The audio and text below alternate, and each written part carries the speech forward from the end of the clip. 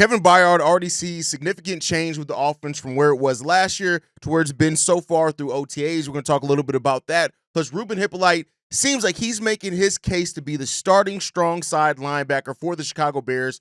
Will he win out that job? And then lastly, the secondary is missing one vital component, but it could already be on their roster. We're going to talk about all that and more right after this. You are now tuned in to Chicago Bears Central, your number one place for all Chicago Bears news and content.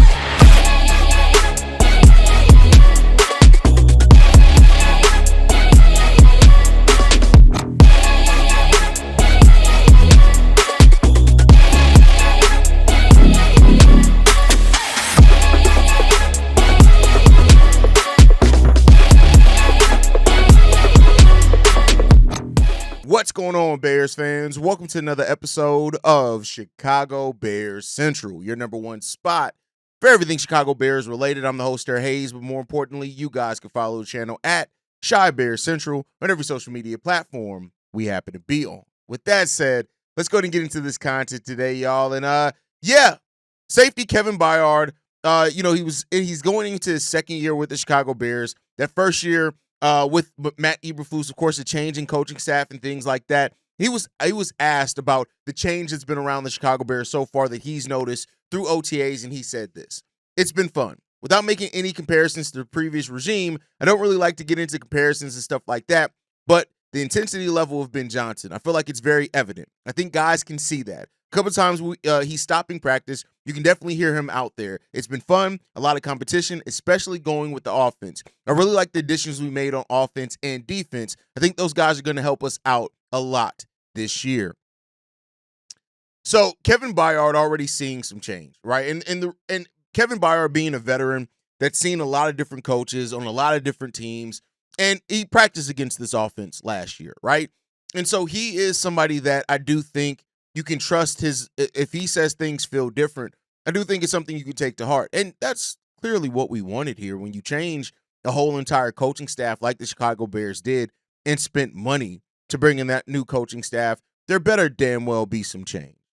And this is what you're going to hear at this point. I think you hear similar things kind of in every offseason. Once you kind of cover a team, you start understanding like some things are just said. And I'm sure it's said about every team in the NFL, throughout sports. Like, there's a lot of excitement. There always feels like a lot of change. The key thing here is that how well is that change going to take? And that's the thing of why Ben Johnson, like stopping offense and those type of things, is important to that. If you're not doing what this coaching staff wants from this team, you have to stop it. You have to get all that out at the root. You have to get it out at the beginning of it.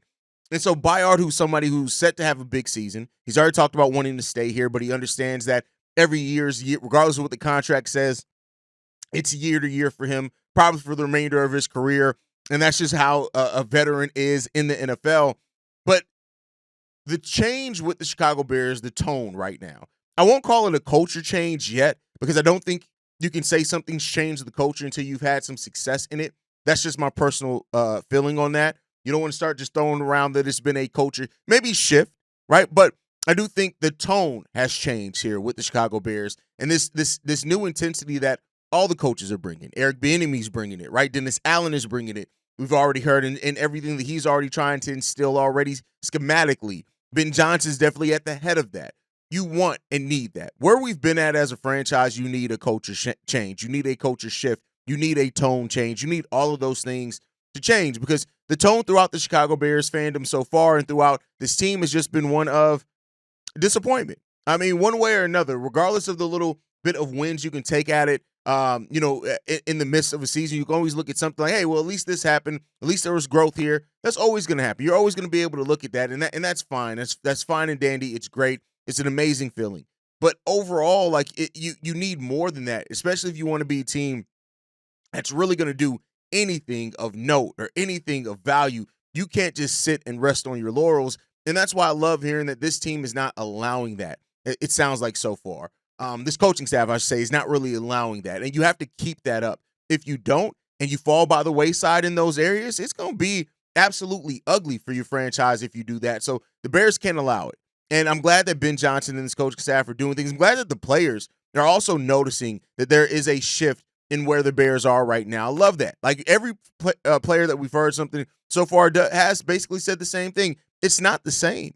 This is not the same air of anything that you feel with this Bears team that was with the previous team.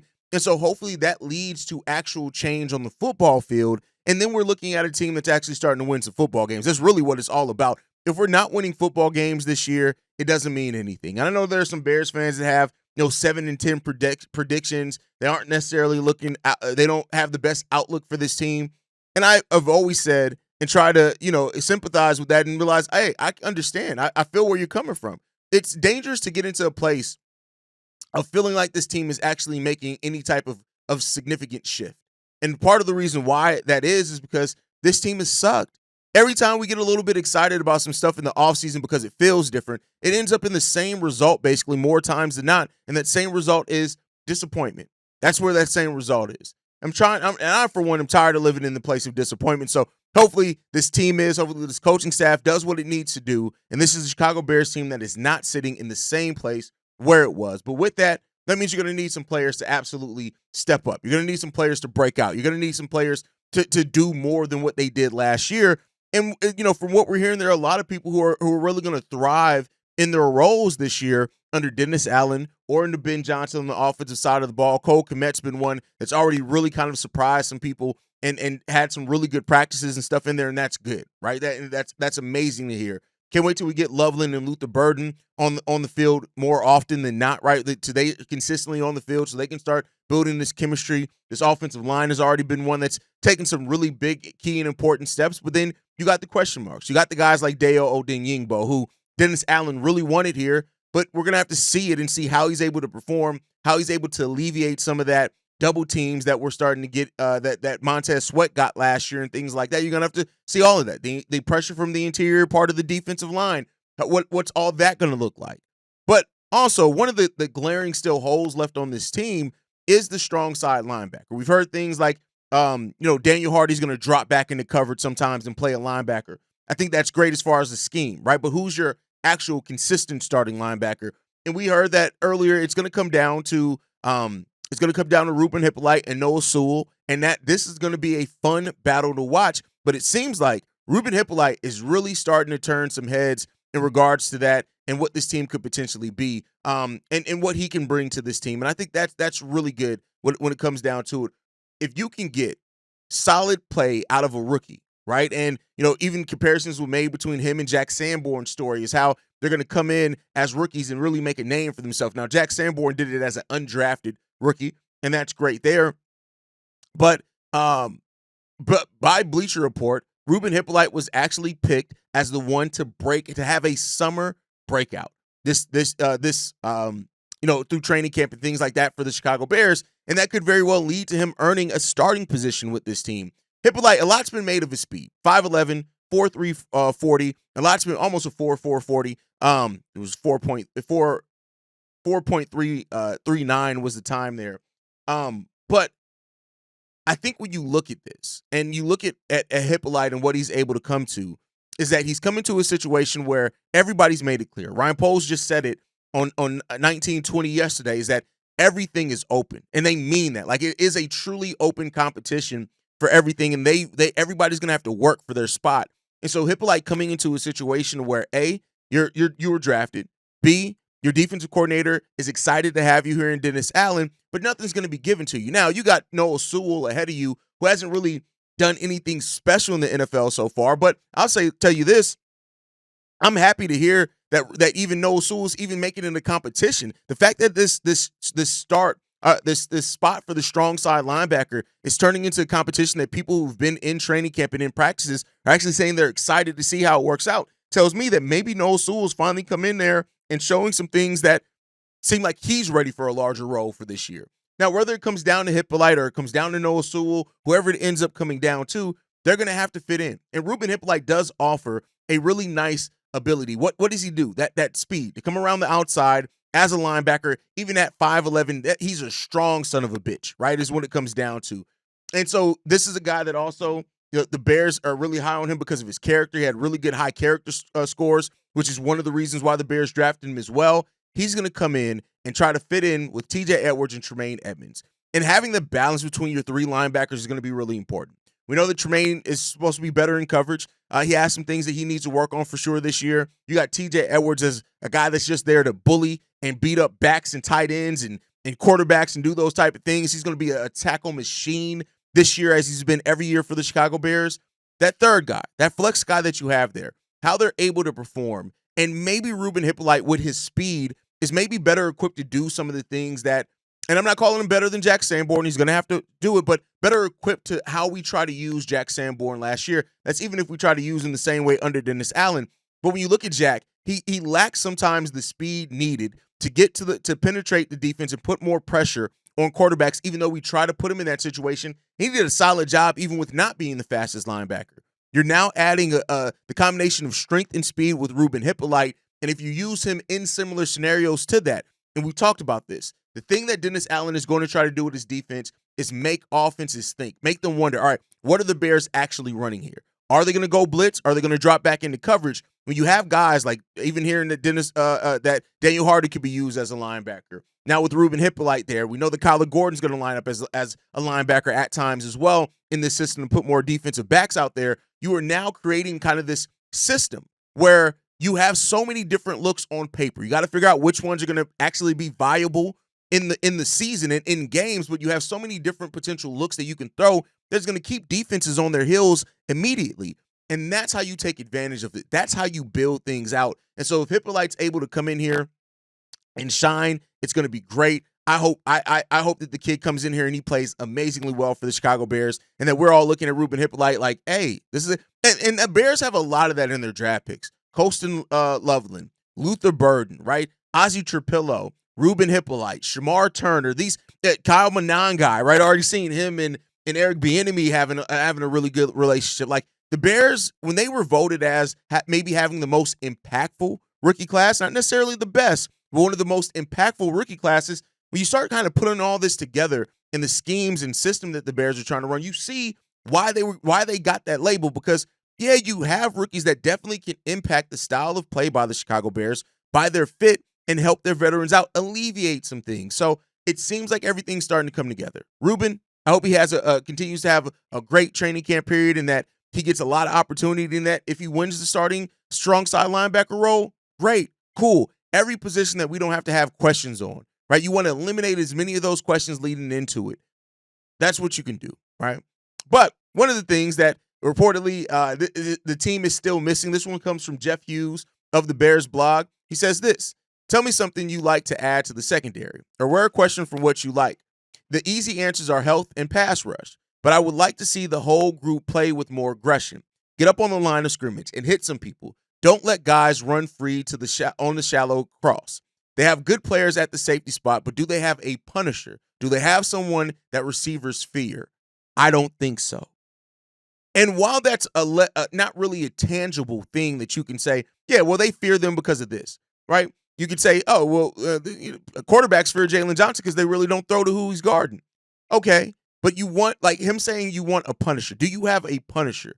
And in the secondary, that could be somebody like a Jaquan Brisker, but Jaquan Brisker hasn't been able to stay on the field.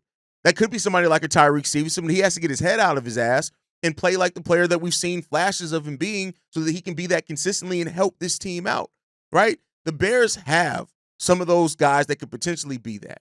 The biggest one is probably Jaquan Brisker. And the problem is that each of the years that he's been in the league, he's missed some significant games because of concussions. So you have to have the guys. You can have the guys in the locker room, but they have to be able to make it on the field. And that's where the Bears have kind of dropped some in those areas, is not having the guys on the field. You need the guys on the field. Jaquan has to stay healthy, not just for the health, not just for him and his future on this team or not, but for the success overall of what this team can be. A Jaquan Brisker that can stay healthy, we already seen it. We've seen how much of a dog he is. We've seen how much that he can help a team. He can definitely do that. But you have to be in a position, in a spot where you can give that consistently, because you're not helping anybody if you're on the sideline. You're not helping anybody on the bench. So this is an important season for Jaquan. And I think everybody understands that this is a hugely important season. We got a mailbag on that yesterday, for example, asking like, all right, how many games can Jaquan miss and still get a contract? And that sucks to be in that spot, Well, you got to ask that, and it's a legitimate, fair question to ask because that's just where we've been as a franchise with him, right? So the Jaquan can be somebody that definitely impacts the game, and we've seen that. He's had some of the mistakes too at times of like not having his head in the game and things like that, taunting too much, talking a little bit too much shit when you're not taking care of the football field things and aspects of it, and that's happened. It's happened to every player. It's no shock, no surprise there. But you need your safeties to be locked in, and that's why like Zay Frazier. I know we haven't heard a lot about him throughout training camp and stuff like that, but like Zay Frazier and what he's going to potentially bring to this team and being a versatile secondary weapon that can play corner, that can play safety. That's something that you may have to go to the well on maybe in the season if Jaquan Brisker can't stay healthy. And as we've seen before, hell, one of the reasons we got Jonah Jackson is because he wasn't healthy and a rookie stepped in and took his job because they played so well. Jaquan, and while you don't have anybody on paper right now that you would look at and say they're clearly somebody who can take Jaquan's spot, you just never know once somebody's in that opportunity what they can show, how they fit into the system, how they fit into the scheme, and with their teammates. So Jaquan's going to have to stay healthy this year. He is going to have to stay healthy, and if he does not, it could be very ugly for his future and for the Chicago Bears because when he's not out there, we don't have somebody to replace that presence. Kevin Byard did a fine job last year when he was out there on the field, both with Jaquan and without Jaquan. But it's better when you have both of them. And let's see what that, because I think that's a part in the secondary overall. Like Dennis Allen's going to be licking his chops to be able to use Kevin Byard and Jaquan Brisker and fluctuate between having them inside the box, outside the box, and just having two guys that can patrol either role of the safety in a very good way. So we'll see what happens with that one. But we're going to keep going on it. Jeremy Fowler of ESPN threw a little bit more on the potential of Nick Chubb coming to the Chicago Bears, where he said this: I know he expects to play. He wants to play. The running back market is tough. A lot of these guys are waiting. I think they're going to wait until training camp at this point. It doesn't help them sign in late May or early June. There are some teams out there that could be in the market for one. The Commanders or the Bears come to mind just in general terms. They could be looking for an extra back at some point, could need some help. Now, it seems like the Bears have been content with really seeing how this running back room works out.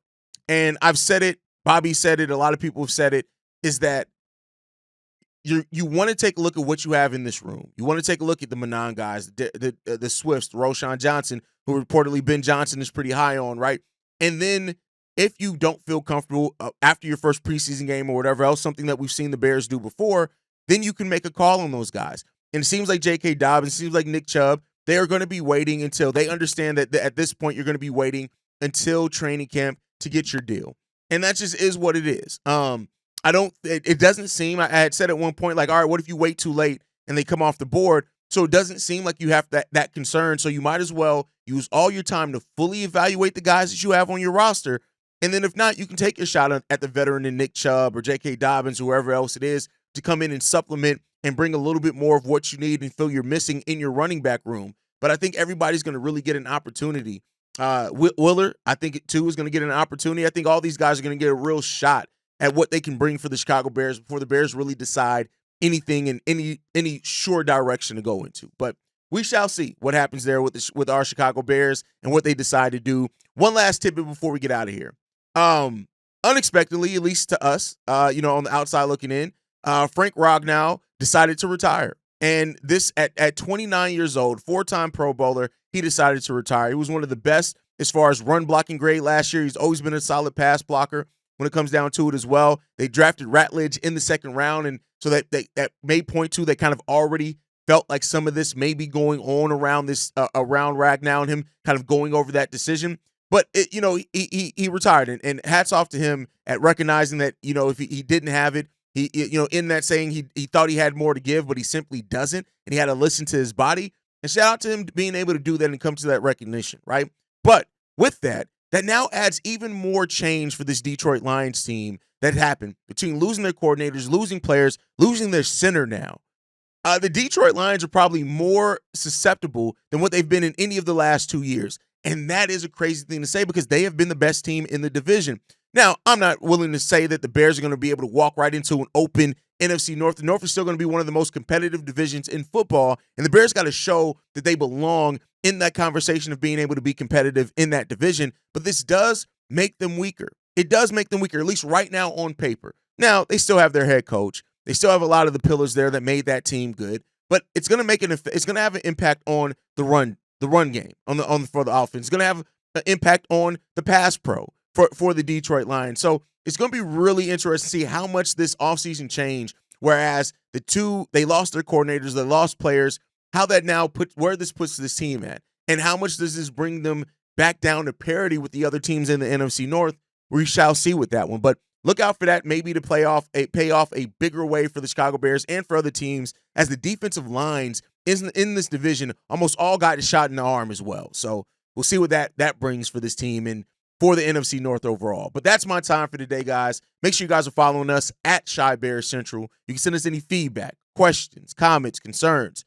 ChicagoBearsCentral@gmail.com. Lastly, if you want to leave a text message and our voicemail for the mailbag, the number to do so, 773-242-9336. We are the number one spot for everything Chicago Bears related. Like I like to end every episode on, Chi-Town up, Bear down. Love you guys. Peace, y'all. This has been a presentation of the Break Media.